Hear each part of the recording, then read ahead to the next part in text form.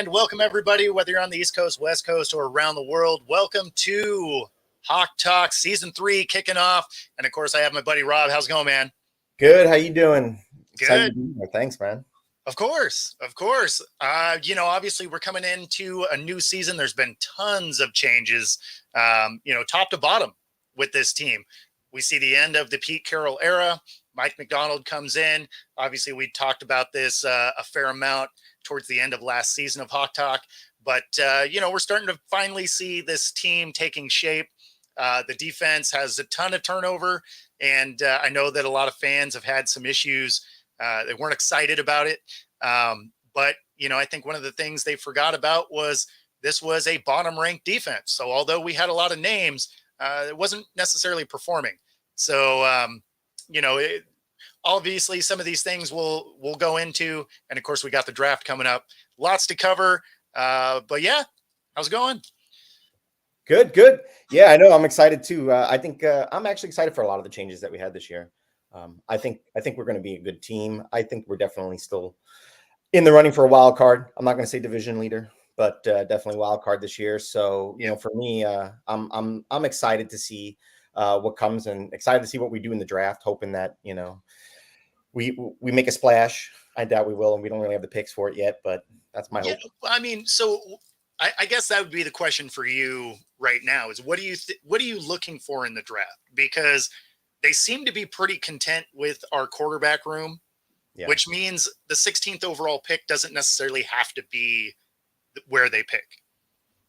Yeah, no, that's true. I mean, like I could see us trading out, or trading down, maybe even trading out of the first if we can. Like I said, I know on the early show, I know it's random, but Carolina has too high seconds, but no first, right? Maybe we work some kind of, like I said, a splash. But I think I'm not sure. I think we're going to try to pick at 16. I think we'll take that pick. I think we need to focus on offensive line still. I'm thinking the safe play would be like Fontenot, or if I pronounce his name correct, if he's still available. I don't think Penix is going for us the first round if he's even there. I agree with you on the quarterback. Yeah, I mean, where they're picking, Penix could still be around, right? Because you're going to see receivers come off the board. You're going to see some offensive linemen come off the board. There's a couple of DNs that'll probably come off. So, I mean, he may still be available at 16. It doesn't feel like that's what they're trying to do. And then they're not going to go for a later round one because they pick up Sam Howell. Yeah. So it's not like it would be one of the third round guys would be an upgrade from Howell, right? So everything they're doing kind of makes it look like they are not going quarterback. Mm-hmm. It's really starting to look like they're going to focus on defense because everybody they brought in defense are all on 1-year deals. Yeah, no, that's true. I mean, all like tryouts in a sense. It is. Yeah. They're like, yeah, come prove you're supposed to be on this team. It's one of the things that I kind of laughed about when people are like, oh, why didn't we bring Bobby Wagner back and all of this? And in a way, I get it, right? He was still he was the team leader in tackles. Some of that was because none of our team could tackle, but he also was one of the leading tacklers in the league yet again. Yep. That being said, he's kind of expensive, and you're looking at a defense that's been a bottom 5 defense over the last 5 years. So we had wasn't getting it done. Now you're looking at guys like Witherspoon and Woolen, and they're still young. They can be molded into what it is they need. Witherspoon was one of the other guys that could tackle, right? Like he wanted to tackle. Woolen, no. I'm not. I don't know what happened, but when you're getting benched for not tackling, that's a real concern. That is a concern, right? That's when it's like you do need tacklers on the team to show them almost like you need to go out there and lay down a hit, and here's how you do it, right? Yeah. So I could see that, going defense, but then I don't know. I just think I think our offensive line is still it still needs work. I mean, with Damian Lewis gone now, right? So Yeah, that's it's funny. I'm wondering I'm not as if an down. option there. I'm not as down on our offensive line as a lot of people are, and Oh, only because of how injured it was last year, right? Because you're going to get Cross and you're going to get Lucas back, right? So your tackle spots are fine. Do we need depth at tackle? Obviously, because as soon as they got hurt, like the drop off was insane. yeah, Uh, exactly. but then interior offensive line, I agree. It needs, at a minimum, it needs depth. But I mean, we could use a good starting guard, or Mhm.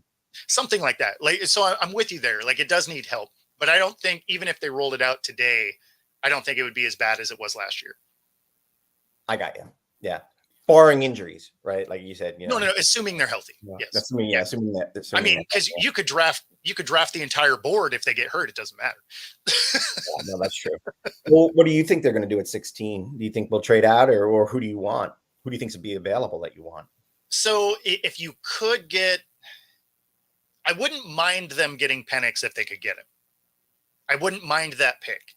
I don't think they do. Honestly, this is still a Schneider GM position.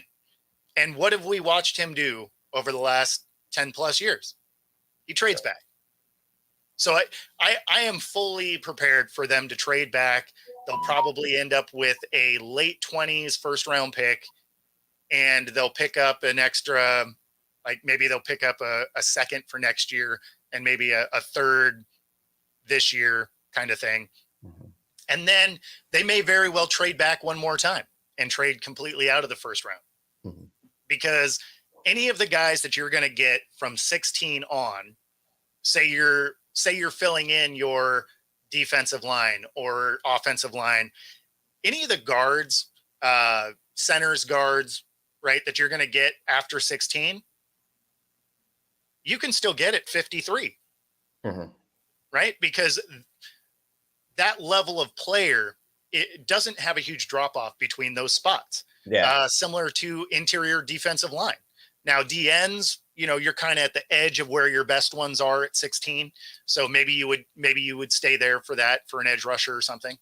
But yeah, I mean, when you're talking about linemen, offense, defense, doesn't matter. If you're not getting a guy that's going to be in the top 10, you can pretty much get that same guy through the middle of the second round. yeah. So trade down. Yeah. Or trade out. Well, what would you take this? Because like after coming, listening to Coast, and I took a look at that possibility of Philly and Seattle, and that trade would be a swap firsts, and we get 58. I think is one of their seconds 58 for our third. So would you swap first, take a second from them, and give them a third? Go down 6 spots, right? What are they picking? 22nd, I think, and we're Something 16th. like that. And then you'd get the And then you get 58. 22 and 58 instead of 16, and I don't know what our pick is in the third round at that point. So I wouldn't hate that, actually. Because like if you got their second at 58, like you can still get a high quality lineman, offense or defense. You can still get a pretty impactful linebacker at 58. Honestly, you might look at a tight end at 58, because Are you not a big believer in Fant?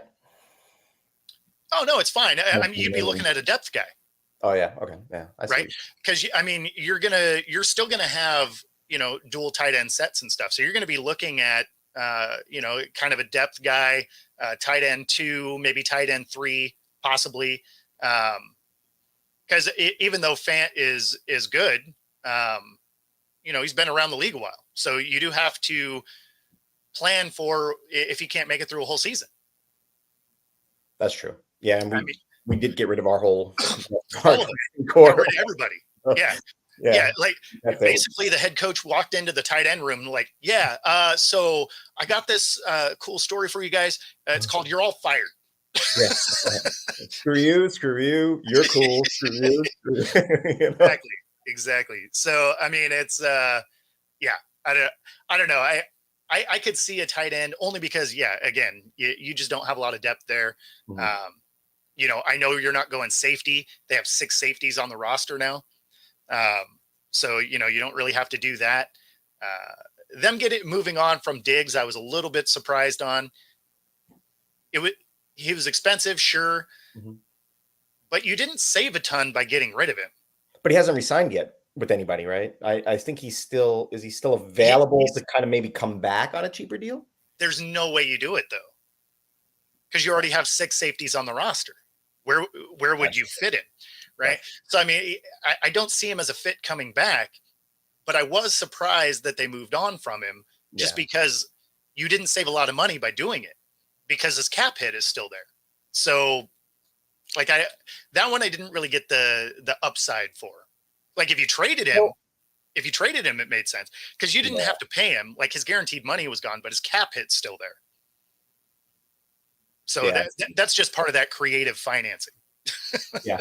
Pretty much. Probably, had to put money on the side for something else, and like you said, I mean, how much did we save? Do you know by chance? Like, or I think we saved like million? 4 million.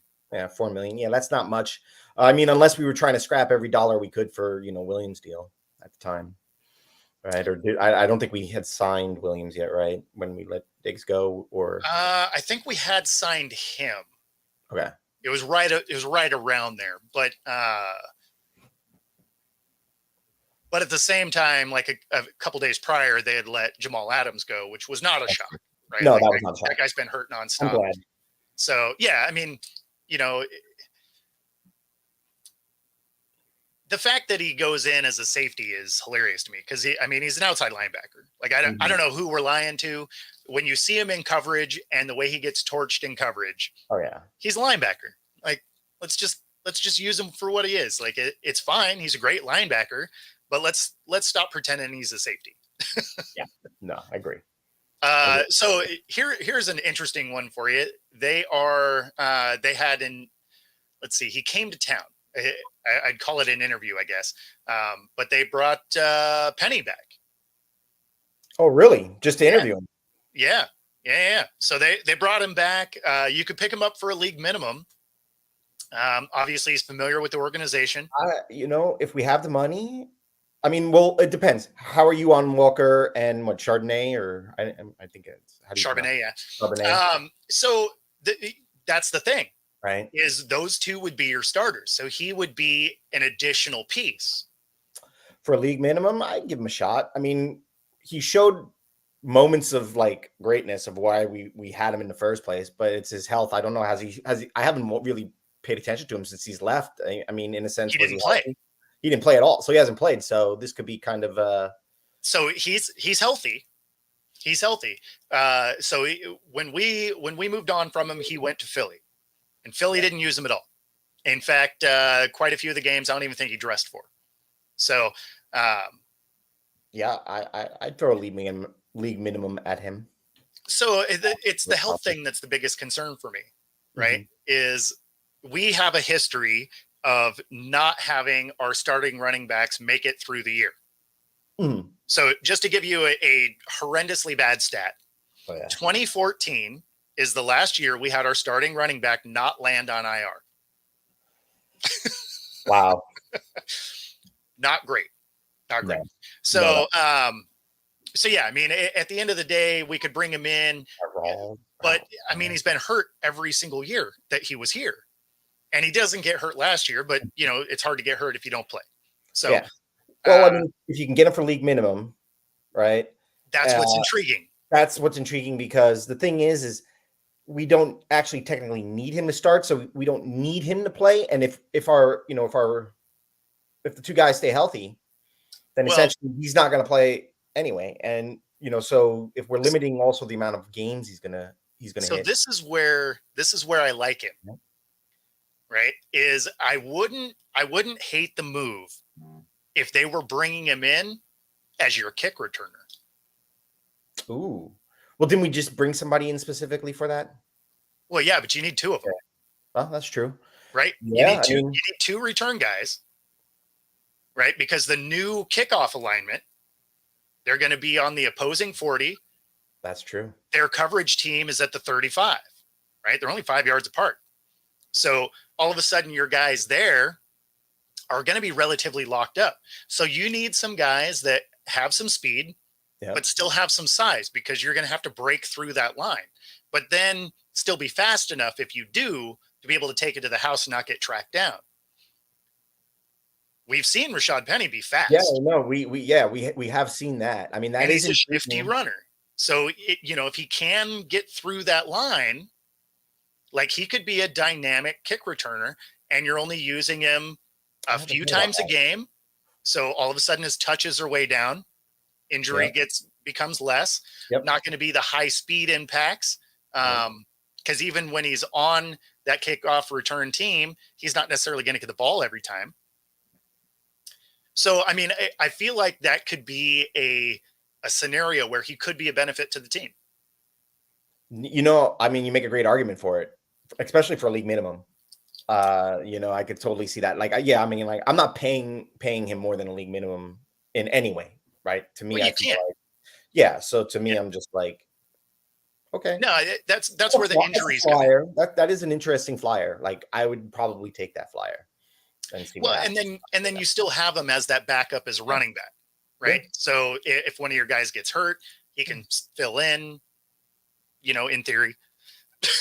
A little bit of a DJ Dallas, right? Yeah, in a sense. Well, that's actually the position I would having him step into, is Dallas's spot, right? So he would be in for the kick return team, and then get 1 to 3 touches a game. Yeah, I like that. I think it's the only way you can justify his injury history. Oh yeah, and if he stays healthy for the whole season, then he can start. It's almost like even a comeback story here with him in that sense, right? If you do well enough with us, maybe we keep you on.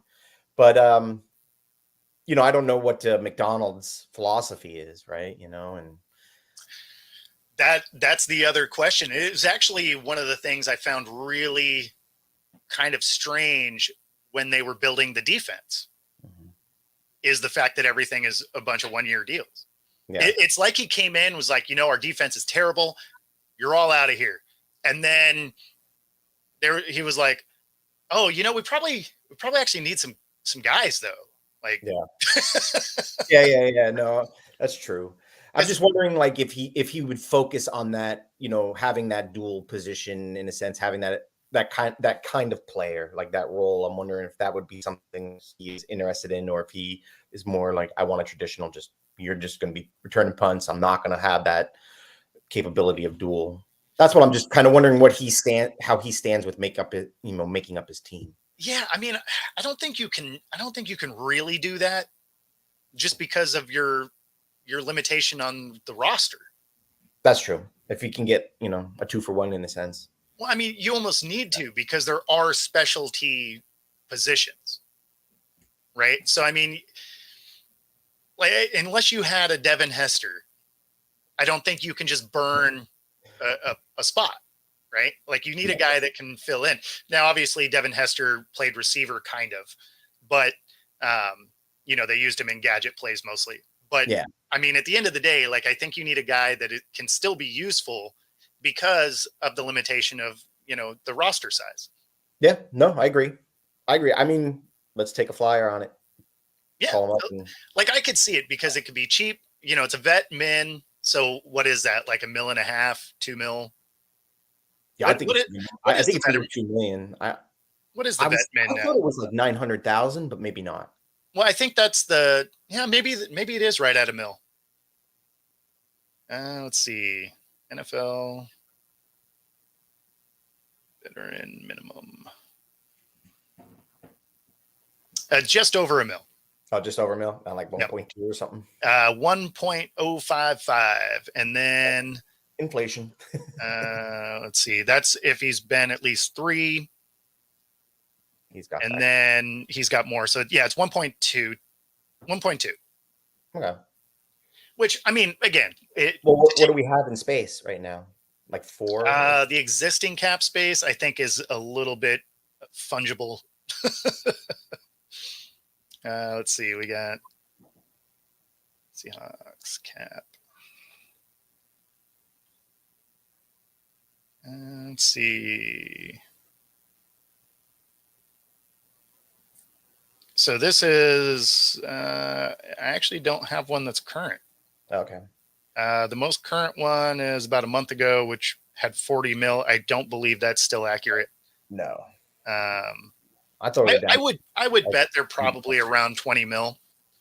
20. Oh. That would be my guess, because you're going to have to allot about 7 for draft picks. Yeah. Yeah. So I would imagine they probably have about 10 or less to play with. So adding a guy for 1.2 probably makes sense. Yep. Gives you like eight league minimum veterans to play with, if you really want to think of it that way, right? Yeah, well, and I think that was part of some of these 1-year deals. Yeah. I think it's great. I think it's a great idea. I mean, is there anybody else that you would think that you would want to spend your cap space on right now? Any other folks that you can see besides him? No, I mean, because again, I'm more concerned about our defense. Like, I like our offense. As long as we aren't having Tyler Lockett, returning. Yeah. Because as much as I love Lockett, he did have a tendency to fumble the ball on returns. Yeah. So the offense doesn't need a ton, right? The offense needs probably an extra tight end and some depth on the offensive line. Everything else, all the rest of my concerns are really on this defense. And, some of it is it's all new guys, which, great, because what we had obviously wasn't working. Yeah, but it'll take time for them to gel. Exactly. And then what's his defensive philosophy? We saw the way that it worked with the Ravens, and it was great. But he had dudes.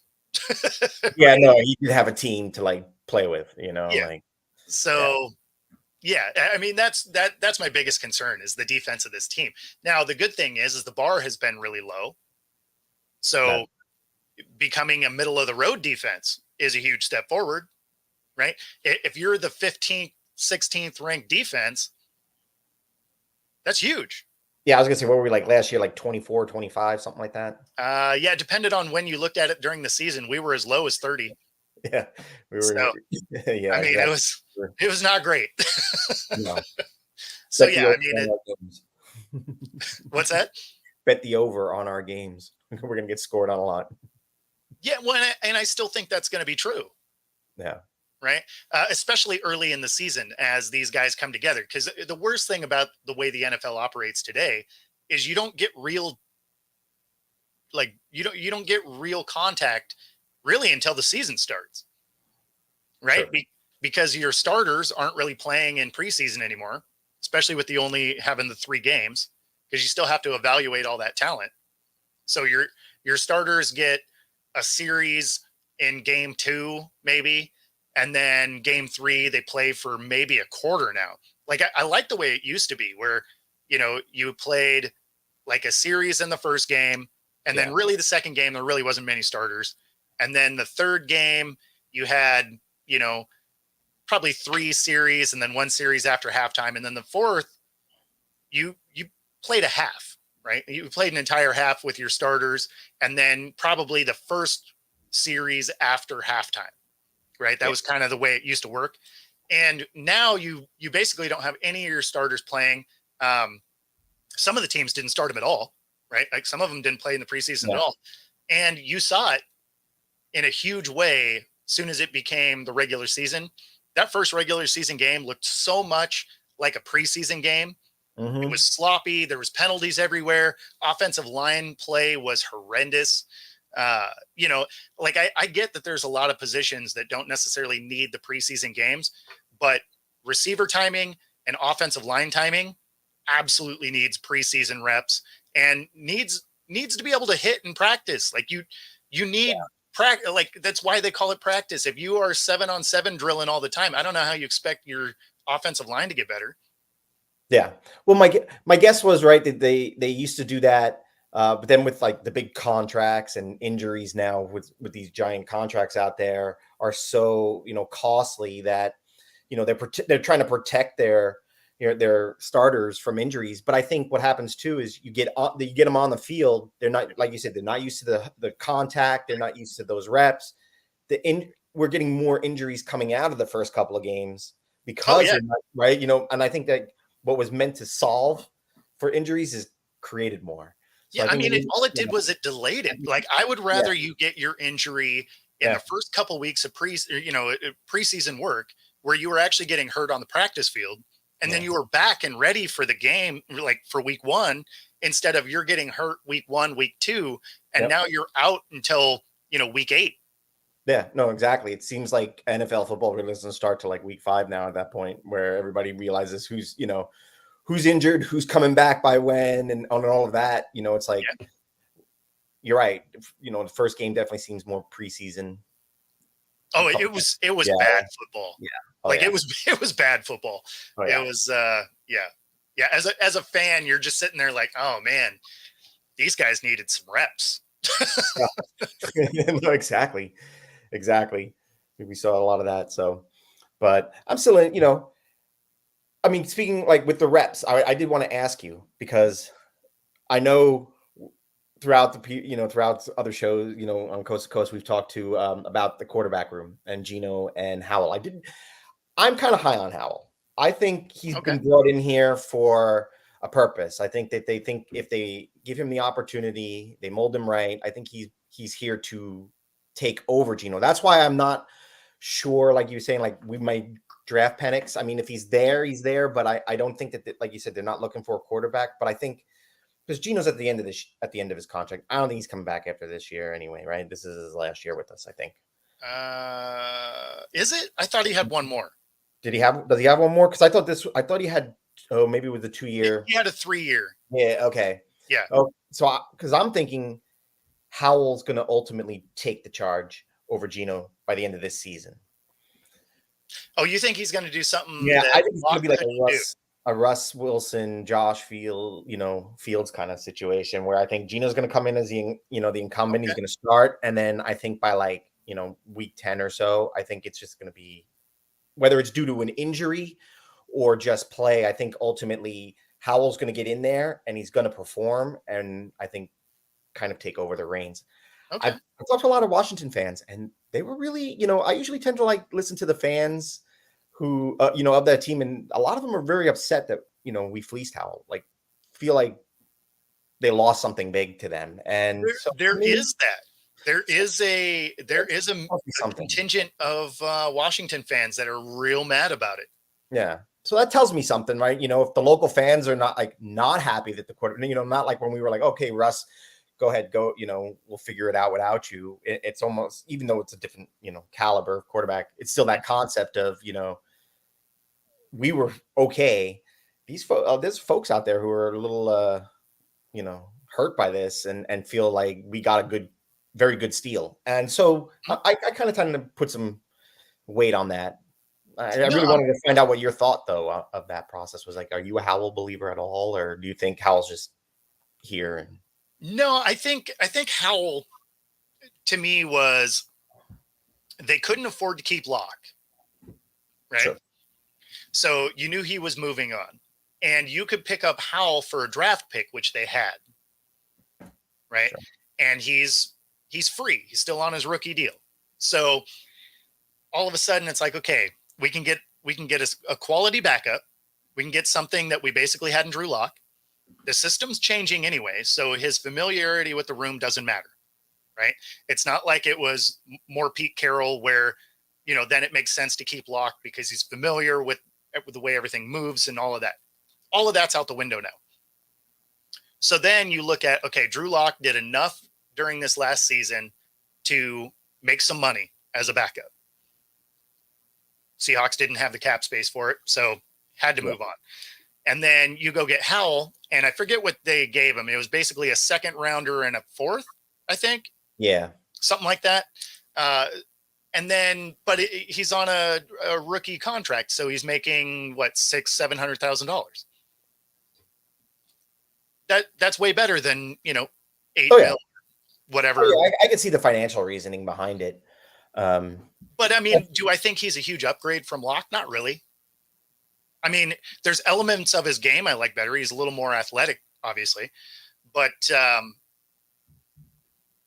it's not like he produced anything different than Locke did. Because Locke was a starter before, right? When he was in Denver. True. Didn't produce anything crazy, but he also wasn't terrible. True. You looked at Sam Howell, he didn't do anything great, but he wasn't horrible. Like there's some similarities there. Do I think the upside of Howell is there? Sure. Yeah. Yeah. I mean, there's definitely potential upside. If Geno gets hurt or plays horribly, do I think he gets a start? Of course. Why not? Because Geno also doesn't have Pete Carroll in his corner, right? True. So he's going to have to actually, not to say he didn't before. Let me rephrase that. I didn't mean it to sound like, oh, he didn't actually earn his spot. He definitely did. He definitely did. But that being said, he doesn't have the coach that gave him that spot in his corner anymore. Yeah, the opportunity. Exactly. He said, I'll take you after five games in 10 years, and I'll let you start. Right? Yeah, that opportunity. Yep. Somebody who believed in him that much. So I agree. I understand that. Yeah, McDonald's like, okay, you're a product of Pete, though, still in a sense. So exactly, I am going to judge you differently. Not just that's exactly right. Is I'm going to judge you differently. So I might actually lean on you harder than I would had I brought you in. Mm-hmm. So yeah, I don't know. Like I'm really excited to see kind of what this iteration of the team becomes, because we don't really know what McDonald is going to bring, right? It's his first time as a head coach. Who knows? Yeah. When you look at our staff, there's a lot of first timers coming into this. So it's his first time as a head coach. Our offensive coordinator, it's his first time in the NFL. I think we have 3 or 4 coaches that it's their first time in the NFL at the position they're going to be filling. Yeah. So there's going to be some very real, growing pains, I think. I think so too, but I mean, how would you grade our offseason acquisition for coaching, in a sense, right? Oh, I like it. I like what we did. Better than most of the other teams who go out and replace head coaching and do a whole new set of succession. Yeah, so it's funny. This is one that have been asked before, and it's interesting because people are so high on you need to hire an offensive coordinator, and in a way, I get it. Right? Because you have continuity between your quarterback and your offensive coordinator in that position, right? And if he's your head coach, it means you're not going to have transition of offensive coordinator because it's the same guy, right? So I get the argument. That being said, Pete Carroll was a defensive guy, right? We still had a good offense. And it didn't matter who we brought in. Right? Like they followed some philosophy guidelines that Pete had for his team. And we had pretty consistent offense. And we have guys, right? I mean, when you look at Lockett and DK and JSN and Bobo, like you got weapons, right? Noah Fant is a weapon at tight end. Obviously, our running back room is great. So I liked that they brought in a defensive coach, because the one thing we didn't have was a good defense. So I liked bringing that in, bringing in the Huskies offensive coordinator. I liked, I mean, when you looked at what they were able to do at the college ranks, it was a dynamic offense. Mm-hmm. Do you think he was brought in because I know you were saying like Penix is a possibility. Do you think he was brought in specifically to either aid Penix, or I'm thinking like he's tight end coach, right? Like not a tight end coach, but he likes tight ends, and to really like maybe step up and make Fant more of the focal point of receiving. Because I mean, now that we're used to passing over the middle again, now that we don't have Russ. And Fant's supposed to be, because I'm hoping for, I'll be honest with you, I'm thinking my brain's like super Seahawk fan. I want 1,000-yard season out of Fant, right? And Well, I and I feel think you like can get that's it. a possibility. Right? I do think you can get it, and I think that is part of it. Is it is a it is a coach that likes the tight end, and when you look at the teams that have the best success in the league, especially as of late, they have a dominant tight end. Now, can Fant be that guy? Sure, as long as you scheme him open, right? So I mean, yeah, I like him for that. Do I think when they brought him in, they had Penix in mind? I don't know if the goal was to get Penix. I wouldn't go that far. But when you look at the draft board and where he's slated to go and where their pick is, Mhm. it's one of those. If it works out, that's why at the beginning Yeah. I was like, if he's there, I think you almost do take him. Yeah, because of Best player available kind of thing. yep. If he's not, I don't think it matters, right? Like I think that's one of those where you're not going to hear of a Hawks trade until it's like probably until Penix is off the board. I bet you if Penix jumps off the board, I bet you hear about a trade right away. Mm-hmm. If Penix is still on the board, I bet it's just before their pick is supposed to be called. Like Seattle, you're on the clock, and then all of a sudden it's like, dun-dun-dun, and the trade comes in. Yeah.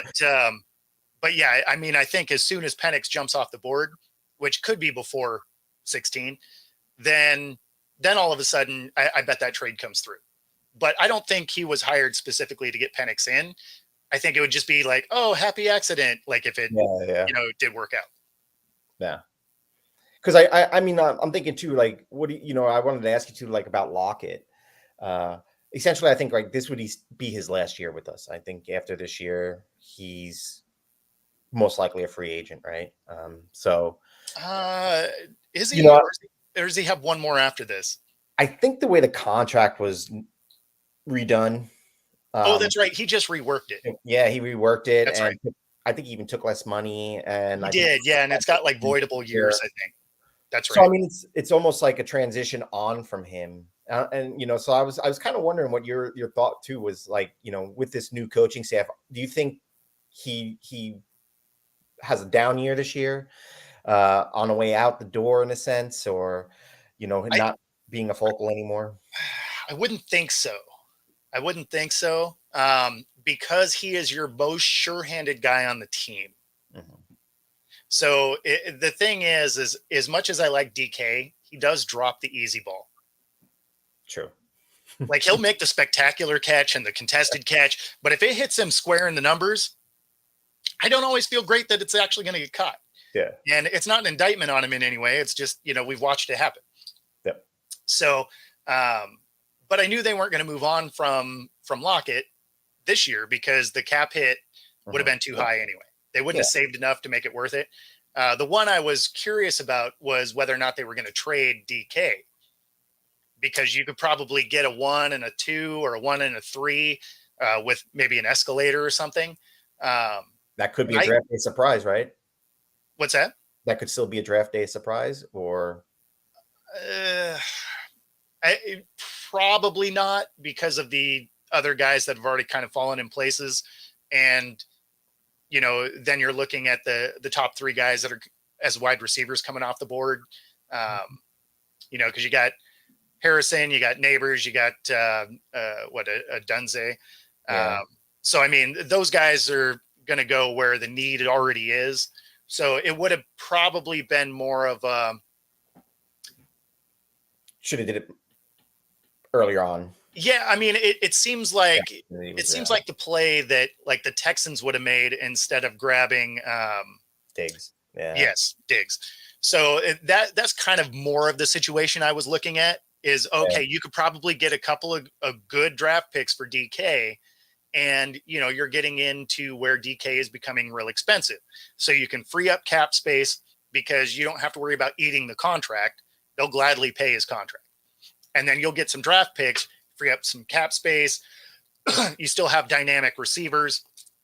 So I did think that there could have been a play for DK on some other rosters, but I didn't hear of any rumors of even phone calls being brought in. I wonder too, like, because I'm interested to see how DK is going to play out anyway. Having McDonald now, he's such an emotional person, DK. So I'm Yeah. interested to see how that's going to play out, right? Those sideline outbursts and stuff that he does, here It's and actually there. why I thought there was a chance. Yeah. Be- Or maybe why nobody wanted to make a move. Well, so here's the thing. Like if Diggs can land a job, That's true. like he's a Third known, time's a charm, right? like he's a known problem to the organization. You're talking about DK, who is too emotional during a game. Those are wildly different things, because one is a cancer in the room and the other one is like, dude, you're hurting us in this game. Like, calm down. Yeah. Right. But like, Killing us with your penalties, man. Yeah, you're killing us with penalties, but there's not a problem with the organization. There's not a problem with other players. Like everybody loves DK, right? Yeah. Like people like him as a human. Whereas Diggs, they're just like, yeah, you know what? We're gonna eat 30 mil if you can just go away. I get, it's player performance. It's really DK's play. It's not his, it's his performance. It's not his personality. Where Diggs is like, your performance is great, but your personality just blows. Is atrocious. Yeah. And when you look at DK, it's like your personality is great, and even your performance is good. Like it's not like he doesn't perform on the field. I mean, when he has opportunities, like he puts up yards, and he likes to block. Like he wants to go hit people. Love that out of a receiver. The problem is he can't shut it off when the whistle blows. Yeah, exactly. And that gets us. And they're drive killers, because that's a 15-yarder. So, that's always been the issue. It's always 15-yarders that he's. No, exactly. It's loaded with them. It's like you're not even 5 yards. It's 15, dude. Well, that's the thing, is they're always drive killers. Like one of the most egregious ones from last year. I was so frustrated when I watched it, because the play was over. There was no reason for it. And we were playing the Bengals. Yep. And plays over, whistle blown, throws the guy to the ground. Yep. Just walks up, and you're just like, dude, that's a 15-yarder every time. Now we're talking 3rd and 25. Like, what are we doing? Yeah. and a lot of them came at like times where we need this drive. It wasn't like you're pulling this stuff where we're ahead by 30 and, it's the fourth quarter and there's only 5 minutes left in the game, right? You're pulling this stuff where it's like we're either trying to make a comeback here or, we're trying to maintain a very small lead. Like, and that was the case. That was a case against the Bengals. We were the better team, and that ultimately was a drive killer in a spot where we were trying to win. Yep. And it, more or less ended the game. Yep. I mean, it didn't, but it's tough to overcome, 2nd or 3rd in a mile. Like there's not a lot in a playbook for it. Yeah. Like when you're sitting there at, 2nd and 25 or 3rd and 25, you may have a card that's, yay big. There's 2 things on there that have enough yardage to clear that. Unless you're just like, okay, catch this ball and then break 4 tackles so you can get the other 15 yards. It's like, yeah, okay. Like that's not, and it's not like the defense is surprised. Yeah. Their safeties and corners are standing back where you got to go, and they're going to collapse on wherever the ball goes. So, I mean, it's those types of penalties are extraordinarily frustrating. And as much as I like what he brings, it is why I thought there was a real chance that he could be traded. Yeah. Because, high cap, hit, and, it's the in-between plays during the game that, could have potentially got there, but there's no way another team wouldn't have taken it. Yeah. Should have sent them to Denver for a couple of first rounders. You're right. Yeah. I mean, well, when you look at it, it's like, okay, when it's kind of like the second girlfriend saying, oh, I can change him. Right. I know he's a problem. I see the red flags, but it's fine. I can make it work. Right. That was the Bills for Diggs. Yeah. Right. And there's the honeymoon period. So the first year, 2, solid. Right. But then you watch Diggs go right back into what he is. Yep. Right. And so ultimately, I think someone would have taken DK. They would have got it a little bit under control for the first year. But if you look at DK's penalties since he got here, he's gotten more of them every single year. Yeah. So it's not like the problem's getting better as No, he's it's progressively matured as getting a player. worse. Yeah. Yeah, So it's progressively getting worse. That's true. Well, some would say maybe, with like the Diggs thing I was going to say with Houston, it was funny they reworked his contract. So he's only there for 1 year, probably because of that situation, right? Like he could become a cancer. And I'm sure that's probably why they're like, okay, yep. we're gonna give you a 1 year tryout. I mean, I don't think anybody would want to do that with DK. So, No. Whoever's taking DK wants it. yeah, that's Like, true. and it would be similar to Diggs' second contract. Yeah. The Bills Yeah. wanted him, right? Like there was no, oh, let's do a 1 year deal or whatever. Like there was none of that. It was, oh yeah, it didn't work there, but I think we can make it work with you. Yep. Right. So it's always that first stop after your initial, right? That's the one that's still really, really in on you. You're like, okay, yeah, you know what? It's their organization. They were the problem, whatever, right?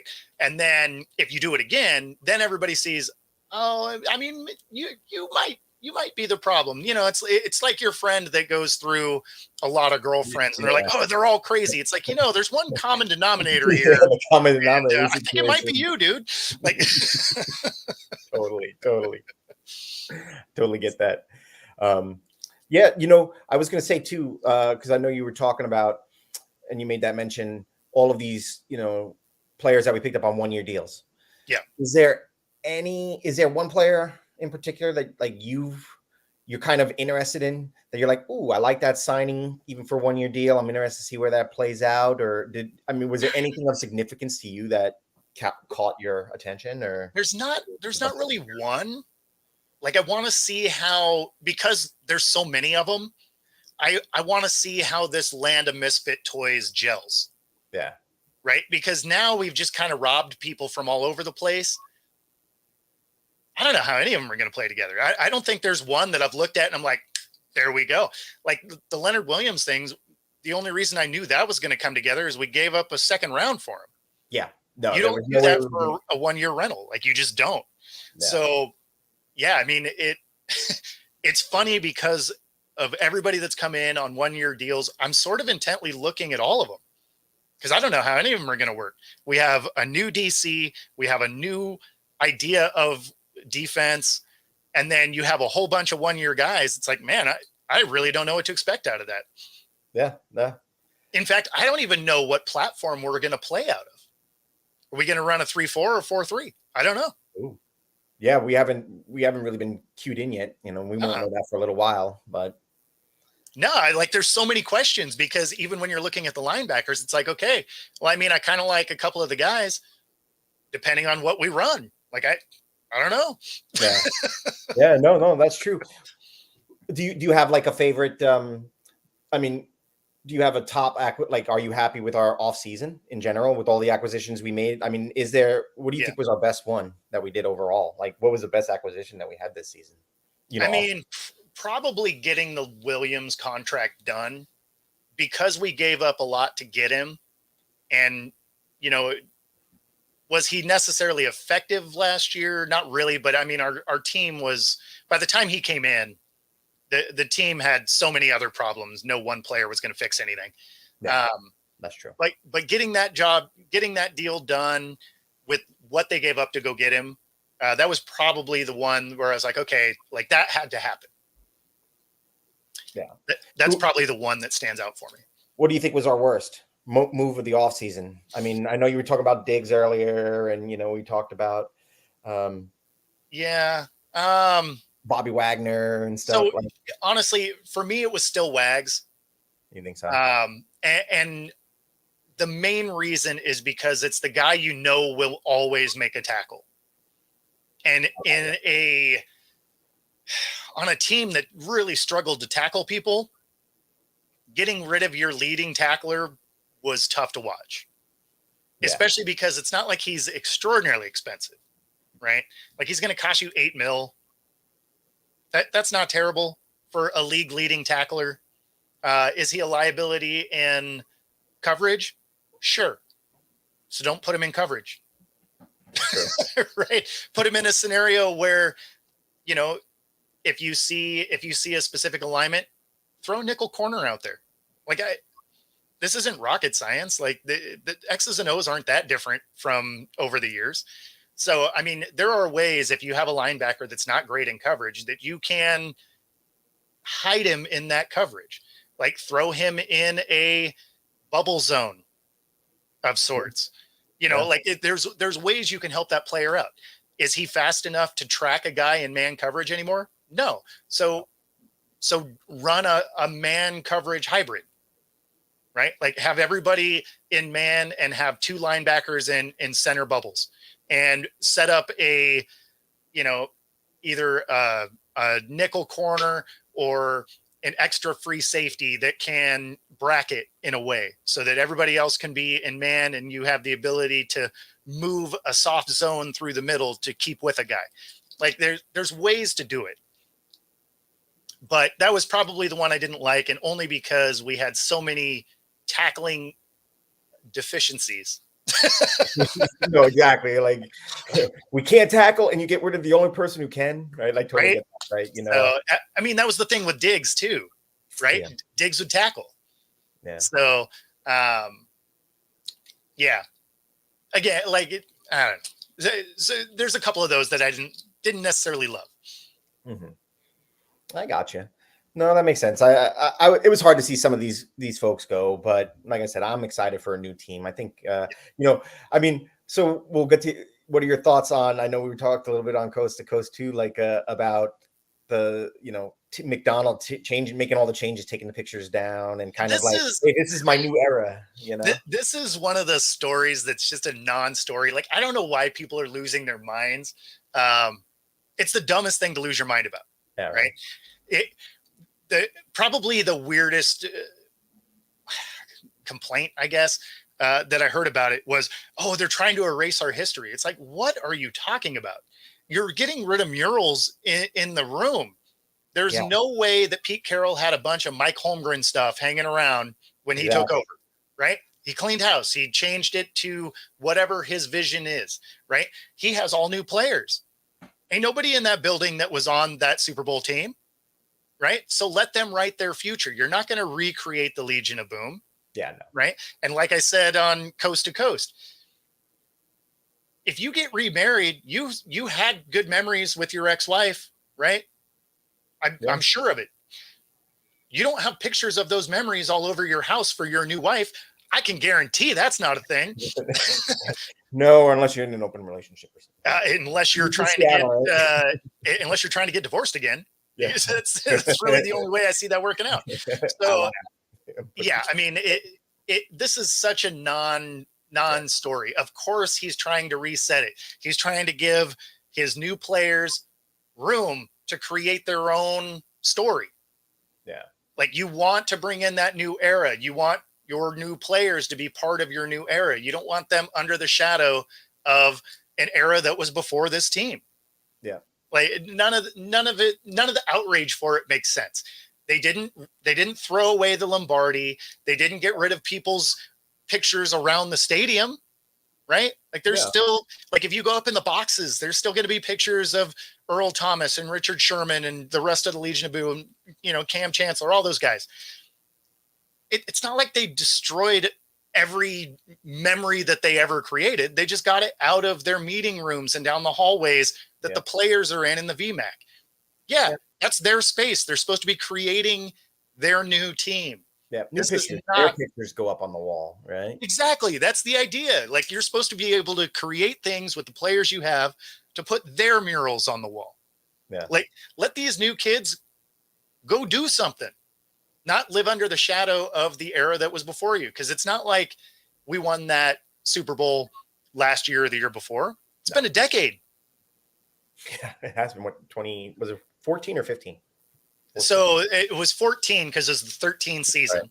That's and then the 14 season is when we lost to the Pats. Technically the 15, right? Beginning of 15. Yeah. But yeah, so it was the 13. So technically 11 years. But the Super Bowl was in 14, so it's a decade, I got you. But semantics at that point. But yeah, I mean, in either scenario, 10, 11 years, depending on how it is you want to count it. And so, yeah, like it's not recent memory, right? Like it's been a decade. So let these guys move on, let them build their new culture, let the new players be part of the new culture they're building. Like that's the idea. So I think it's pretty crazy that people are losing their minds. And I think more of it, they're just losing their minds because it's a slow time in the football season. They don't have enough to focus on. Have drama about news. No news is news today, right? Yeah, exactly. Because this time next week, we're going to know who our first round draft pick is. Yes. Hopefully if we're picking in the first round, but it's going to be exciting. Yep. No, I'm excited for it. Like I am ready for the draft. I think it's going to be a lot of fun. If you are here in the Seattle area watching, my goal is to catch it at the Queen Anne Bar Hall. And so supposedly some of the Seahawks are going to be there. The the Seahawks dance team is going to be there. So should be fun. There are no reservations from what I understand. It'll be first come, first serve. So if I am going to make that happen, I'll probably be there for a while. Day drinking.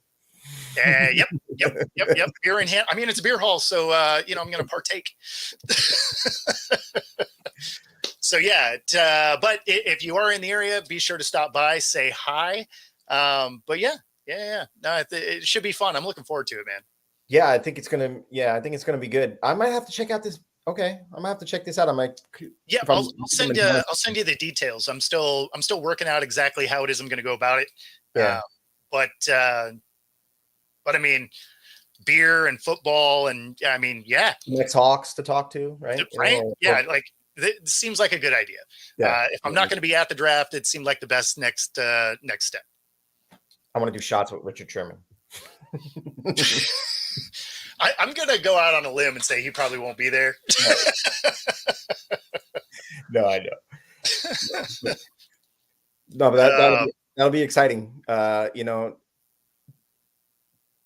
interested. Like I said, I'm really interested to see what we do with this draft. I almost wish we were having the draft. We were able to do another draft like we had like last year, and having a lot more picks and just I think that's where I get concerned because what do we only have? We have the first. Do we have only 1/3 or 2? I think we just have the one. Yeah, right? We don't have tons of draft picks. Like first, third, fourth, all the way through, or are we missing anything down in the lower areas too? I thought we were missing. I thought one of the rounds we had 2, and we were missing 1 and 1 based on some trades. Oh yeah, the 4 and the 6 for was Howell's this draft, or was Howell like parsed out half this, half that? That I don't remember offhand. I'd have to look. Yeah, that not quite sure. Sherman's front yard. Yeah, no, that I'll have to look because I don't remember. Yeah. But which is also why I think they could potentially trade back, if not once, maybe a couple of times to kind of bolster what it is they can bring in, especially if they aren't necessarily in love with who's left on the board at that 16th pick. Got you. Especially if you think the guy that you like, you could get later. I got you. Yeah. So, like, for instance, if they were going with the Eagles, right, and they went back to 22, if the guy that they wanted is slated for 22 to 27, be like, okay, well, I can drop back. I can still get the guy I want, and now I can add a second or a third or whatever it is they get. So, because then you get some of those later picks to kind of play around with. But do you think? And this is just weird with the draft. Is there any way we would or possibly could trade up? I mean, we're talking about trading down, picking at 16, but do we see a need where it's like, ooh, maybe we can trade up? I don't see have enough capital. I guess this is a good one to wrap up on. I don't see a scenario where Schneider does that because I haven't seen Schneider do that ever. Yeah, I know. Breaking tradition. That'd be a total break in tradition. That would be a wild break. I mean, he doesn't hardly use a first round pick. So for him to trade up would be unprecedented. I don't know if there's anybody in this draft that would make him do it. Got you. Because if you're not going after a quarterback anyway, I don't think there's anyone else you need to go get. So, but yeah. Just curious. Awesome. Well, thanks for everybody tuning in to the first episode of season 3 of Hawk Talk. Rob, again, thanks for coming in, man. Oh And yeah, then thanks I for will having me. definitely, This is a blast. no, absolutely. And I'll definitely send you the info for Queen Anne because I think that'd be a lot of fun. Yeah, I think so too. Yeah, send it to me. Perfect. All right. Well, if you are watching here, be sure to like and subscribe. If you're watching on Roku, stay for the next hour of your scheduled programming. Other than that, enjoy your weekend, everybody. Bye, everybody.